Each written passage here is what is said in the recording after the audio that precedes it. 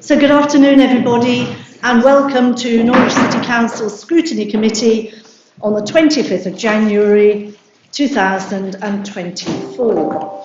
And one or two welcomes to make. First of all, I'd like to welcome Samira Khan, who is our new Democratic and Elections Manager. Very warm welcome to you. Some of you may have met Samira before. It's my first time of meeting her today, but it's really good to see you here. One or two changes on the committee. So welcome to Councillor Davis, who's joined us. I think you're and Councillor Sue Sands. Welcome to you, and also welcome to Cabinet members who are here, and Leader of the Council and anybody else. Very warm welcome. So we'll move on to the agenda. And are there any apologies for absence? Please. Oh, apologies. Yeah, we have an apologies from Councillor Galvin, we have Councillor Cat subbing, and apologies from Councillor Padden, we have Councillor Sue Sands. Thank you very much. Can I ask if there are any declarations of Thank you. Thank you. Thank you.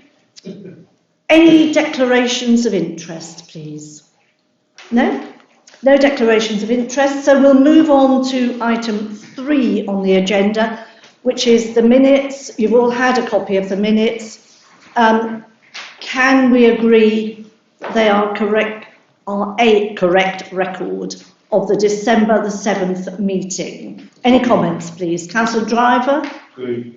Agreed? Yes. Agreed, everyone? Thank you very much. We will slightly deviate from the agenda that we've got in front of us, well, the order of events, and we'll move to item 6, and that's the NHOSC report, Norfolk Health and Overview Scrutiny Committee, and I'll ask Councillor Prinsley, please, who is our representative, to deliver his report. Thank you. Thank you very much, Chair. I went to the HOSC meeting. There are 2 things to tell you about, and I want to read out a statement also which was delivered at that meeting, which is extremely moving and I think worth hearing.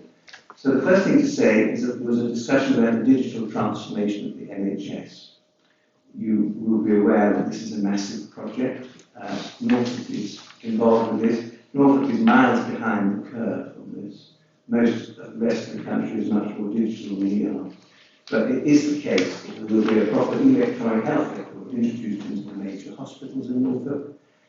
A patient turning up to be seen will only have to tell their story once. There is an enormous row brewing about data, the ownership of data, and how the data will be used. You, in fact, will have seen that in this morning's newspapers there's a discussion paper from Mr. Tony Blair and Mr. William Hague about exactly how the NHS will in the future be paid for by marketing this data. But there are massive concerns about this to do with data protection and privacy. But certainly Norfolk is getting there. And so that I was very pleased to learn that. Now the second part of the meeting was all about the debacle at the Norfolk and Suffolk Foundation Trust, the Mental Health Trust, which is, as you probably know, has been in difficulties for some time. There has been a report written about the mortality, the so-called mortality review. There was a report written by Grant Thornton about this, which was the subject of a good deal of publicity at the last autumn. And there was a report written by some bereaved families called Gone Forever, which was a rather moving document. At the last meeting of the HOSC, it was decided that their Foundation Trust would come to us with a plan about what was to be done, and it was also voted that there would be a letter sent to the Secretary of State asking for a statutory inquiry. And in fact, there is no plan, and there has been no letter sent to the Secretary of State. So this was not the progress that the HOS was really expecting. There is a new chief executive of the Mental Health Trust, and there's a new chairman, Mr. Hare, who was present at the meeting. He's resident in Gateshead and is intending to do this job remotely as an interim chair. It didn't strike me as particularly optimistic, but I did have a long conversation with him quite separately, and he seems to be a person who will try and deal with this. Now, what I wanted to do was I wanted to explain that the group that had put this document Gone Forever together was supposed to be collaborating in the mortality inquiry, but in fact they've withdrawn. So I'm just going to read this. Take about 3 or 4 minutes to read it. Statement from the co-authors of Forever Gone. Losing count of patient deaths to the Norfolk Health Overview and Scrutiny Committee, 17th of January. This is what they've written. After we attended Norfolk House to discuss Grant Thornton, Audit and Forever Gone, we left the meeting full of hope and galvanised to work with the system as a result of the robust recommendations from HOS. These demonstrated an understanding of the seriousness of the situation and a need for urgent and decisive action. HOS recognised the need to hold the system to account because losing count of deaths due to inadequate mortality data, therefore the inability to learn from it to prevent other deaths, had happened in plain sight. Regretfully, we have stepped away from the mortality work because of the behaviours, actions and inaction of the Norfolk and Suffolk systems. This includes the failure of both the ICB to hold the NSFT to account and the utter disdain shown by the senior officers across the system for the HOS recommendation of the bereaved families. When we presented Forever Gone at the public board meetings of the ICB and NSFT in July and August, the chairs stated our report should hold the full review of the Grant Thornton audit, and the recommendations from both reports must be addressed. All 3 boards ratified the recommendations that included working with bereaved families to develop a plan. Unanimously, we were apologised to and promised the system was committed to working with us in order to learn and change. The chair of the Norfolk and Wading ICB apologised publicly because too many people had not received the care they needed and too many people had died. She went on to say that it was important to listen to people like us because we've been saying for years the data is not consistent or accurate and it should have been listened to much earlier because we were, in essence, right. Sadly, all the empty apologies and promises, there is no intention from the system to address our findings. We are still not being listened to. We're not convinced the data is good enough, and too many people are still dying. The ICB asked the HOS for an extension to enable a detailed plan with timings being submitted, but no plan was submitted then or since. A detailed plan was made by the Collaborative Mortality Group and agreed by all the parties, including the Trust. It was agreed that any co-production with the bereaved family should be undertaken independently of the NSFT with the ICB to lead the work. But this was vetoed by the NSFT at the last minute, thus evidencing both ICB failure to fulfill the commitments to the HOS and the bereaved families. All parties involved in the Mortality Task Group were made fully aware of our concerns in a resignation letter from Caroline Aldrich, she's the author of the report. Therefore, the report from the NSFT is disingenuous because it gives the impression that genuine co-production has taken place and that the bereaved families' wishes have been listened to and will be incorporated in any plan. Sadly, the behaviours of many officers in the Mortality Task Group added to the harm we've already experienced. We cannot articulate strongly enough how damaging it is to be invited to get involved with the promise of a genuine collaboration in the hope that this time things will be different, only to be disregarded, and for the system to close ranks and return to the status quo. It's not ethical or morally justifiable to use bereaved people in such tokenistic or disempowering ways. There have been 9 CEOs in the last decade, without demonstrable change in the culture, behaviour or death rates. HOS has tried many times to hold the NSFT to account, resulting in the NSFT repeatedly apologising for providing misinformation or inaction. This shows a resistance to scrutiny, which has been reflected in the mortality work where NSFT have frustrated attempts to look at the data or deaths and be open and transparent about the work they're doing. The culture has not changed since Rob Burns, the Ombudsman, stated in interviews from Newsnight, patient safety is not held in as high esteem as the reputation of the Trust. The reality is that too many people continue to be forever gone. Too many families wake up each day with a load of grief that's never going to run dry. The families are left making futile and painful attempts to make things better, having their grief paraded by a system that simply wants them to go away. The ICB has abdicated its responsibility to oversee the NSFT. It now falls to those with statutory powers like HOSP and the Secretary of State to use the power we don't hold and follow the scheme. Those who are forever gone, their families are counting on you to not let them down. So that was the statement that was read out by the group from Forever Gone who were withdrawn from this process. So the atmosphere in the HOSP is that it seems to us that there is very little progress thus far in sorting out what is really a catastrophic situation in the mental health trust. And that's really what I wanted to report to you this afternoon. Can I say thank you very much. Councillor Prinsley asked if he could read that out in full and described it as moving, and I think it is. And I think there are probably quite a lot of us who know people who've been impacted by failures in the last few years and are forever gone. So thank you for that. Councillor Driver, did you have something you'd like to say? Yes, thank Councillor Prinsley for bringing the report. I can't remember the last time we had a report come back to scrutiny. I spent at least 2 years on the north. So it's really good news that we got someone turning up and bring the report back.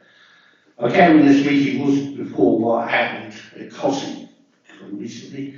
Will you be discussing anything around that?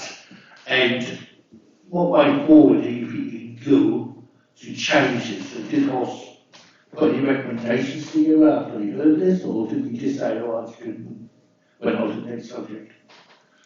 Councillor Prinsley. So we asked about this, and I certainly do think that a letter will be sent to the Secretary of State asking for him to consider a statutory public inquiry. I don't know what the hospital will do at the next meeting when the Foundation Trust comes to speak to us, which will in fact be in May. But I can tell you for sure that there's a great sense of no confidence. I think that the HOSP actually is doing exactly what it's intended to do, which is to hold this group to account. Thank you very much. I think this is probably not your first report. I think you've been, since you took over the job, you've been very assiduous at coming back and talking to us, and for that we thank you. Any other comments from anyone on that? But thank you for that. And we'll move on to item 7, which is the report from the Norfolk County-wide Community Safety Partnership sub-panel. Now, our representative didn't go, and the sub didn't go either because he wasn't informed. And I think we're going to ask Alex, please, if you could get in touch with Councillor Stuteley and ensure there's attendance at the next meeting. yes, with because either him or the it is important, and I know Councillor Osborne, you're keen to go. I think they're changing the structure of it. Yes. Yes. We got that message. Yeah. Yeah. Thank you very much. So we'll move on now, please, to item 4, which is the Love Norwich review. And at this point, I just want to say that when we talked earlier, there was concern amongst members of Scrutiny that the report came out just a couple of days before we're meeting today, and that they hadn't had time to assimilate the contents, and that also there was a section under consultation which seemed to be missing, and also that they would have liked data in advance to come to terms with it. Now, I'm going to ask Graham if you'd be kind enough to say some words on that, but did you want to say something before Graham speaks to us, Councillor Osborne? Yeah, I think probably other councillors got similar concerns. It's not just the fact that the report came out only 2 days ago. What I would be looking for in this report is data on benchmarking, where are we expecting to be at this point in the Love Norwich campaign? How much were we expecting to reduce lighting by? What's the trends? Hotspots that are referenced in the report, at various points in the report, first to 10 hotspots and then secondly to 6 hotspots. Which hotspots are they? Are they the same? Where are the cameras going to be going? As mentioned, where are the trends in the lighting? I'd like to know also how the figures about the 2023 lighting levels were arrived at, because they're different to the figures that DECRA published. And also a breakdown of how the £100,000 Love Norwich is being spent. Obviously, 60,000 of it is being spent to cameras, but where's the other 40,000 going? So those are the things I think without that data, without answers to those questions, it's very difficult to do adequate scrutiny of the effectiveness of Love Norwich thus far. I have to say, pretty bluntly, I'm very, very disappointed in this so far. As I said in the pre-meeting, this all comes out of a report or request that one of my residents made in 2019 to the Scrutiny Committee to ask them to look at fly tipping, and in 5 years down the line, we're still not sort of completed set of actions from council. There was task finish through 2022, which was a long time to complete its work. That produced several recommendations. It's then taken a year and a half to get the responses to those recommendations, and actually the report doesn't necessarily make clear on some of them what action is being taken. So, for example, it talks about a new multidisciplinary team, but it's not clear what that multidisciplinary team is doing. It talks about reviewing workflows and processes with BIFA. It doesn't give an indication of what the outcomes of that will be, apart from improving the service, of improving it, how and to what extent. So I do think this is inadequate as far as council work goes.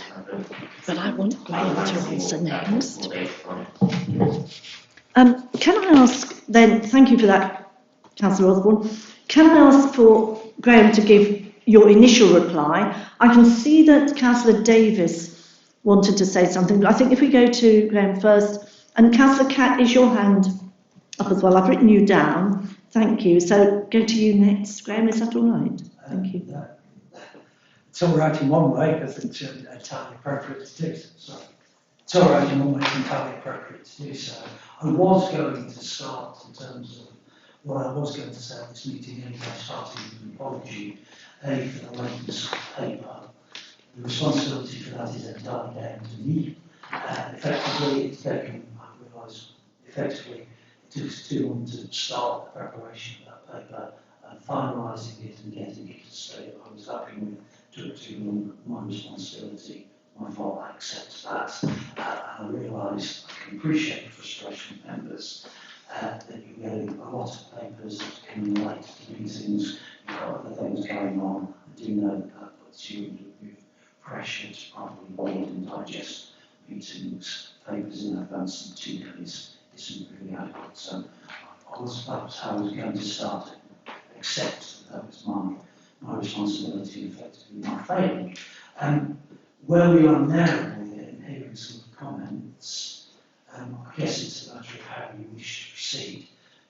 In response to some of the comments, I would contend there's an awful lot going on in this space. I hope you got a flavour from that, from the report that we did prepare.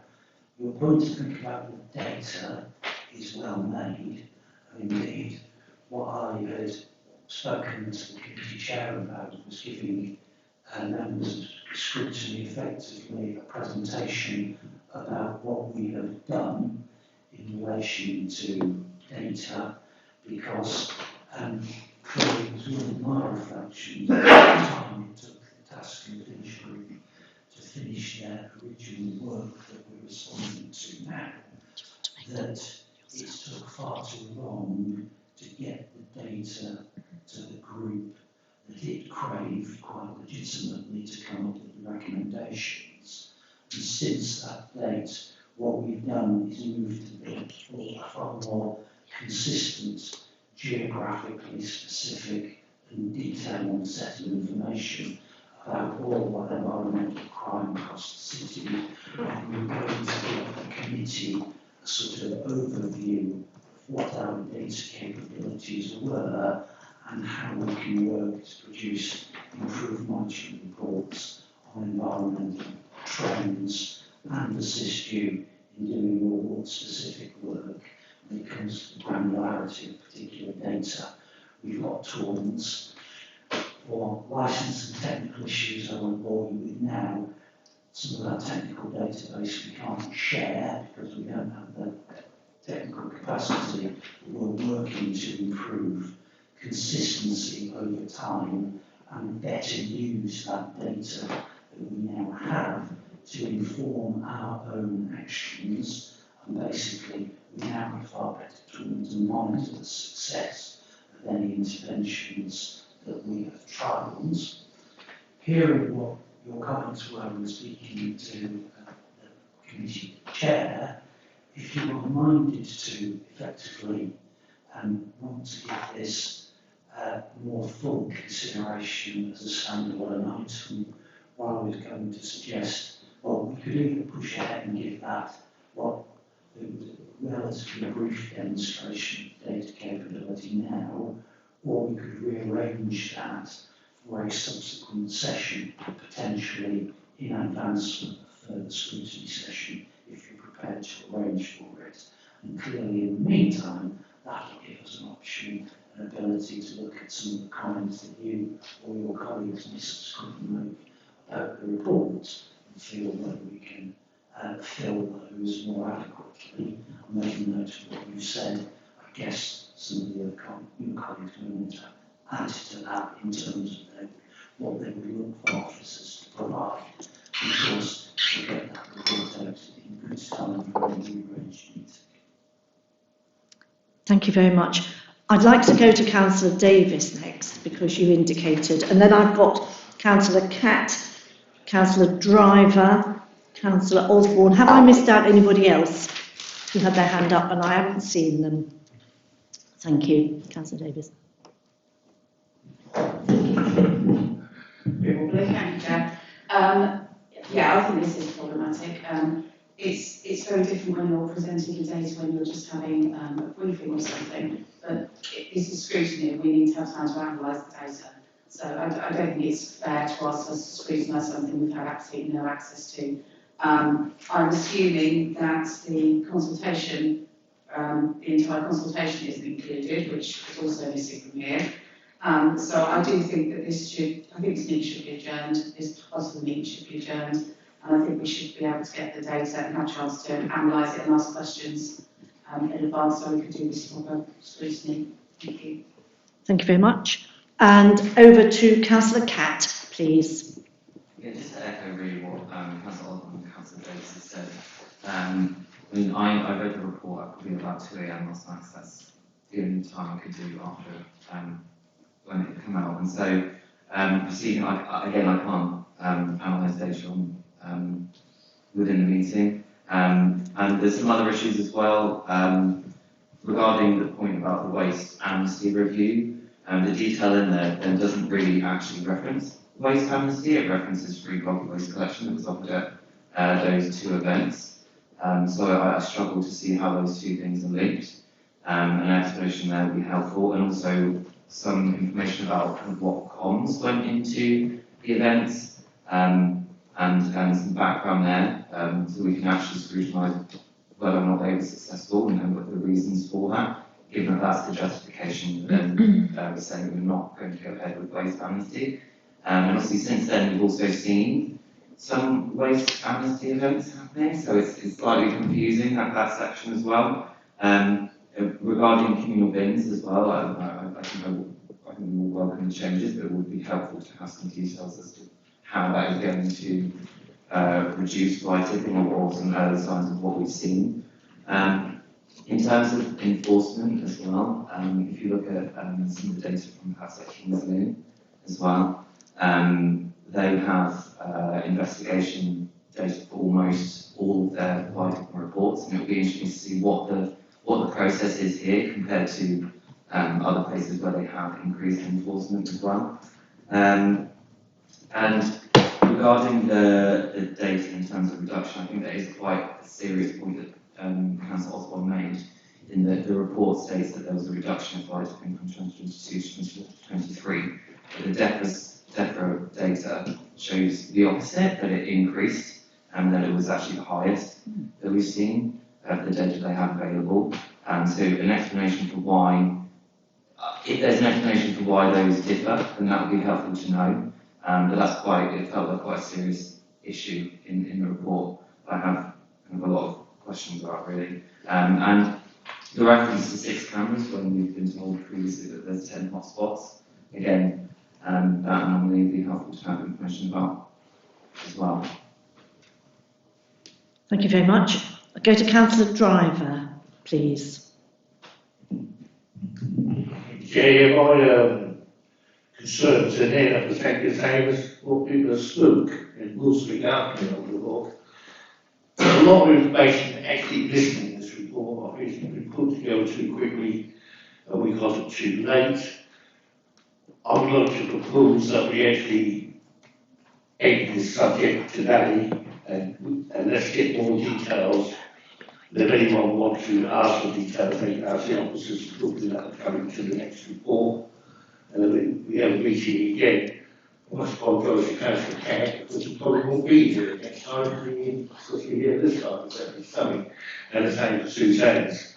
So, I was a bit disappointing that we didn't get the information that we wanted, but to waste officers' time tonight, going through everything they've prepared, I really want to move on to the next subject. Thank you. I know you've indicated, Councillor Osborne. Thanks. Just to clarify what sort of I don't agree with things that other councillors say. Just to clarify, I think it's very useful to talk about the data capability.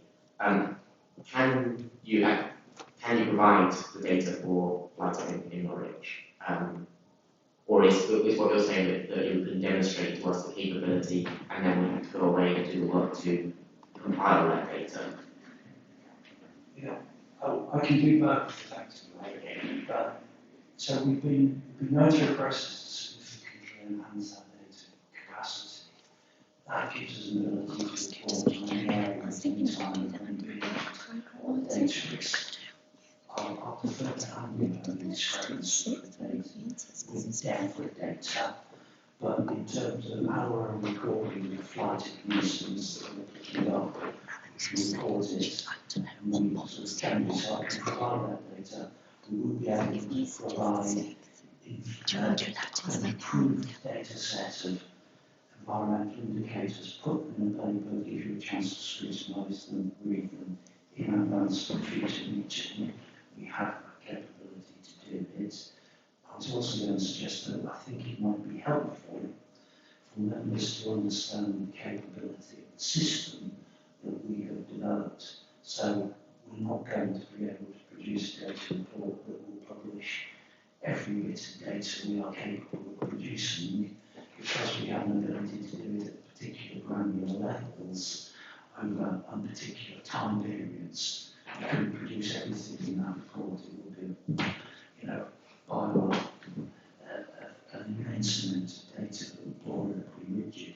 But it is that flexible system that can allow us at the level of ward, down to the level of street, down to individual hotspots, monitor trends over time, particular issues. And that's really just going to give you a feel for the capability of the system. I guess what we can do as a suggestion, we don't need to do we can do 2 things effectively. We can offer at some point in the coming weeks a standalone training session, effectively a briefing session on that data capability, and then if you wish to rearrange a scrutiny meeting at some point in a few weeks' time to consider a more detailed report, or undertake to report, we should give DSA to more time to do the scrutiny piece with the full knowledge of what the capability of the system that we built is. Councillor Osborne, did you want to come back on that? I guess, yeah, that really makes sense. A couple more questions, if that's all right. One is, why did you not provide the data, the sort of full data set, not necessarily the full final data set, but, for example, data on the hotspots, having 6 hotspots, you mentioned the trends since, I'm not sure when the new data collection, sort of system came in. Why was that not in the report in the first place? The other question is, are there outcome measures for Norwich? So are we expecting to see particular results? Because that, if we're going to come back and look at it in future, as a general principle for scrutiny, we're going to be seeing how we're performing against targets and essentially value that. Well, that'd be a recommendation. The scrutiny next time will be on another meeting. Can I just ask then if members are happy with the approach that Graham is suggesting? Yes. So we would defer at this point, this item. You don't want to see any of the data presentation. We would defer and then come back. And then maybe yours as a separate briefing. Would that be? And have members training online. And training online. The presentation. Any And more I just comments understand about what they want in the is report? other outcome measures for Norwich? Are there any more comments about what you would want to see in the report so that that can be recorded and passed on? Anybody else got any things that they? Yes, Councillor Champion. As I said in the pre-meeting, and to echo what Jane is saying, what I would really like to see is the documents that were set up a year ago in February outlining what the outcomes of Love Norwich would be, so the success criteria and metrics. So, because otherwise I don't understand how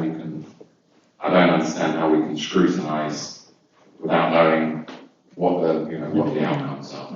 And so I think it's really important, and I would really like to see the original documents, the actual original documents, so that when it was set up in February, I believe, February the 9th, so about a year ago, it was set up, and there must have been documents at the time going what the criteria of success of this new project would be. If that sounds like a reasonable request, I don't think it's a complicated request. I think there must be a document, and if there isn't a document, I'd like a candid response going that there isn't this document, and that we've just been freewheeling in a happy Love Norwich, way. But I just like some clarity on that, because otherwise I don't understand how I'm meant to understand success, because what does success look like if you don't determine prior to the event? Yeah. Thank you. Thank you. You need to know where you've begun. Councillor Davis next, and then I think Councillor Catt. Thank you, Chair. I'd like to know about the waste amnesty review or bulky waste collection, I suppose, that's under waste amnesty review. I'd like to know how digital exclusion was taken into account and what reading age was for the communications that were put out to residents. As far as I understand, they received a card through the door which had a link that they had to put in a web link and book a spot on a computer. Now, Suffolk Square has got very, very high levels of digital exclusion. A lot of people there do not have access to smartphones or computers, or if they do have access to smartphones, they often don't have data. So they certainly wouldn't be wasting it on booking an appointment for a bulky waste collection. So I'd like to know what was put in place for people who were digitally excluded and what the reading age was of the communications that went out. Thank you. Thank you for that. That's really important. Councillor Catt, followed by Councillor Driver, followed by Councillor Osborne. Under the section where it says that local facilities for upcycling and reuse of unwanted items, there's just 2 lines saying that it will be explored during the next meeting. the Norfolk Waste Partnership, and I just wonder what has been done up until this point. That meeting is going to be the first time I wish that is discussed, because otherwise there should be more detail in this about what's been happening.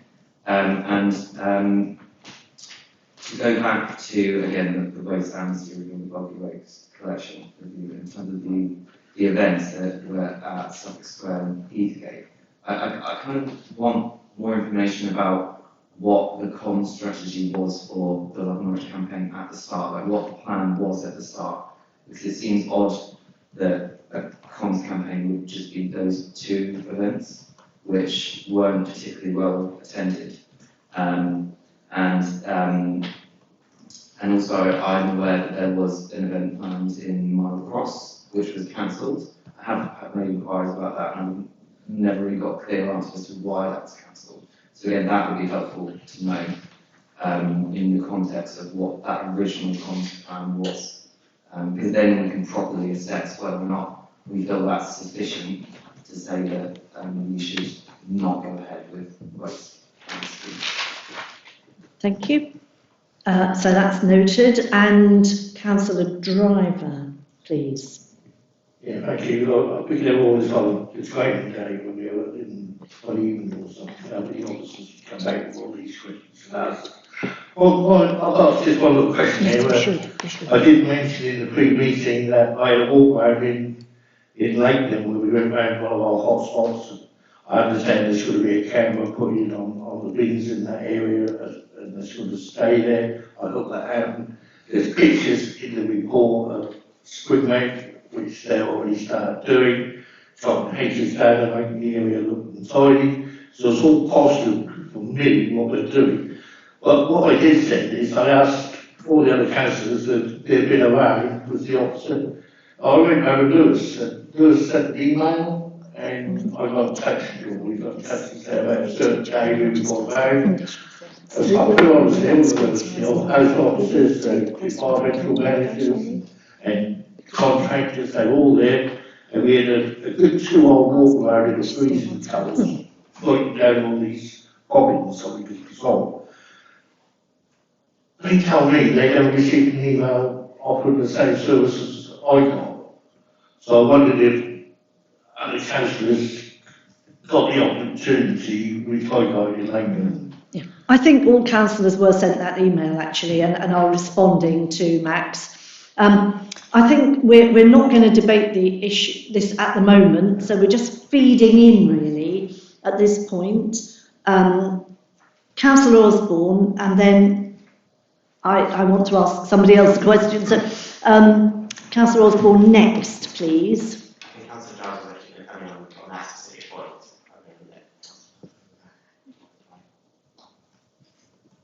Yeah, so I mean, what Keith is referring to is the estate cleanups that were funded by a combination of UK Shared Prosperity funding that was applied for and underspends elsewhere in environment services and transfer some underspends in the HRA. And the locations of those estate audits and works that have been completed in those estates reflects the data about which areas were the highest priority, and there are other areas to come on that programme over the next couple of months. So, for example, the team is in George Pope Road area, South Woodcock Road and Capel Grove at the moment. Jess and Mike had a walk around prior to that.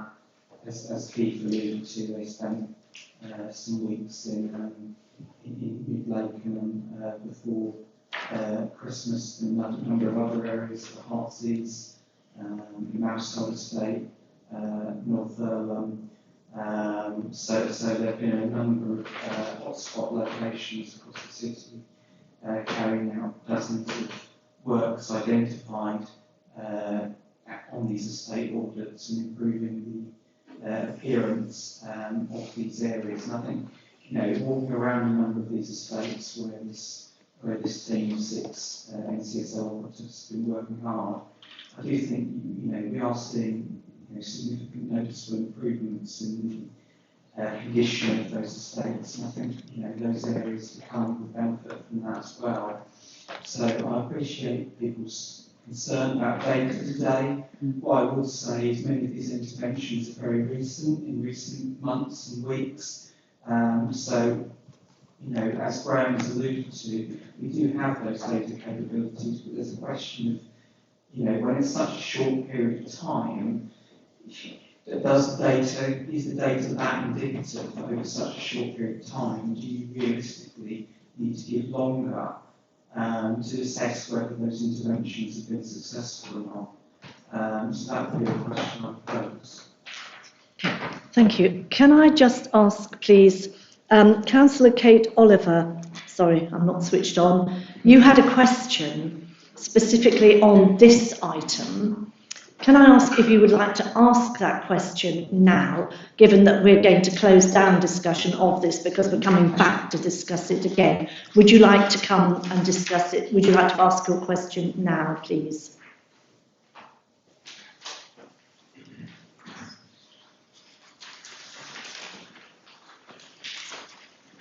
Thank you, Chair.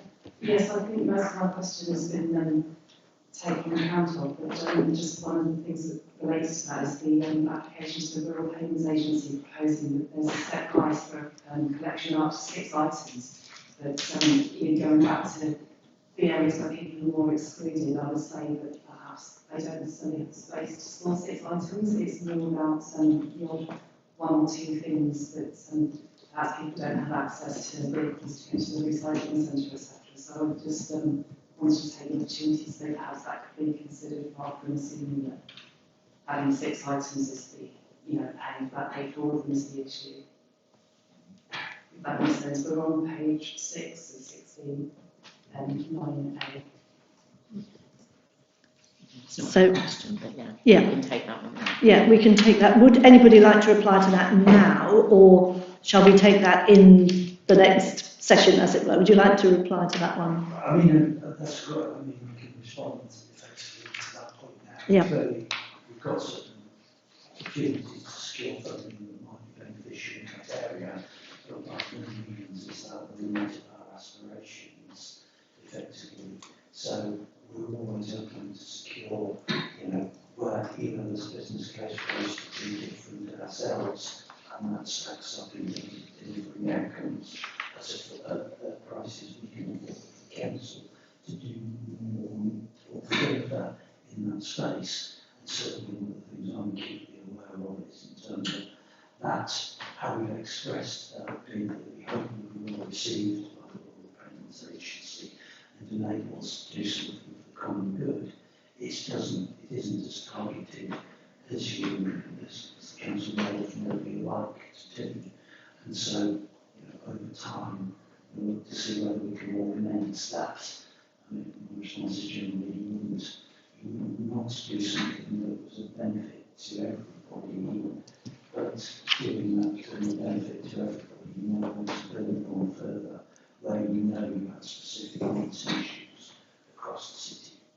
And this is very much a work in progress that we are looking to progressively deliver improved outcomes. But I don't know if that helps it now, but I think we might not be able to provide much answer in any further revised report. I think we've got a strong steer where the committee wants us to get to in terms of the material that we want to see in any revised report for a raised item. I will go on now, Jim. You can move that. Would there be agreement on that? I know there are still people who want to make comments. Councillor Osborne, I know you're one. Councillor Davies, I know you're another. Are these specific things that you would want to see in the report? Because that's important, rather than discussion on the whole. No, I want to register concern that so far, I mean, correct me if I'm wrong, okay, nobody's been able to say whether there are outcome measures for Norwich. There are. Okay. Do you know what they are? I don't have them to hand. No. Okay. Because it would be really helpful to know what they are, and because Councillor Jarvie tried to there being a too short a sort of time frame to assess whether the data is accurate or not. In the report, it talks about a reduction of height, I think, in the time scale. There seems to be some. Specific intervention. I think we're talking about the report again. I think we are, Councillor Driver, yes, I do agree with you. I will just take one more point from Councillor Davis, if it's something that's going into the report, if it's a point that we need officers to look at, to report back on, and then I think if people are happy, we will close down the discussion of this item. So Councillor Davis, thank you. Thank you. I just wondered if you'd have any information about the reuse centre, Benjamin Foundation, and whether or not there was any impact on recycling rates that could be added to the report. Thanks.